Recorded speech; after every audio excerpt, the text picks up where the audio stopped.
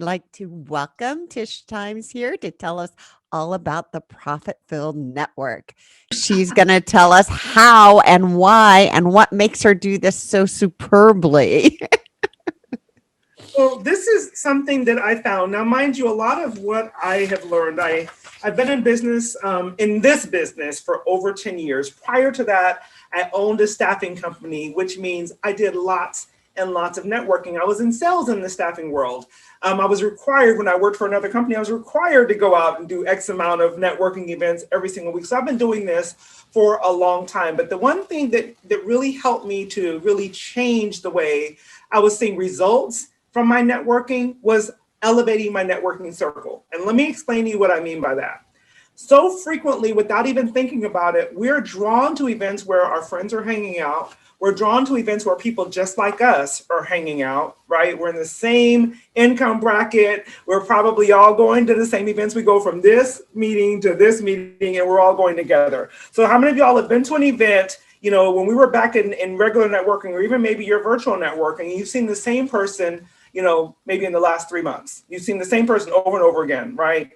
So elevating your circle means examining why you're hanging out in the same places. Are you networking in your comfort zone? Are you only finding places that people are familiar, right? Where you don't feel like you're the only person in the room? I'm going to give you a challenge, and the challenge is at least once a month, virtually or in person, when we're back to doing that on a regular basis, make sure you get to an event at least once a month where you're the only person in the room that you know.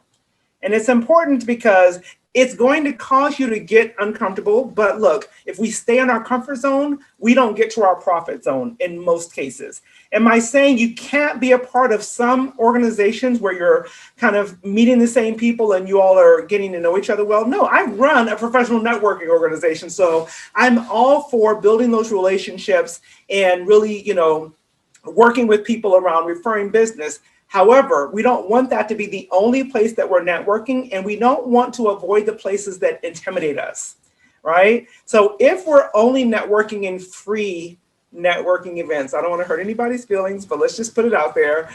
Think about it this way. I'm going to go to someone who's never invested, is not investing currently, and then I'm going to ask them to invest in me. I'm going to ask them to purchase my product, my service, my package. And then you're going to be surprised when they say, no, I don't have the money. Well, they showed you that already. And again, I'm not saying we can never go to a free event, but if that is our pattern, we have to examine, okay, why am I only going to events where I don't have to pay anything, and wondering why I'm attracting people who are not willing to pay anything. So keep that in mind.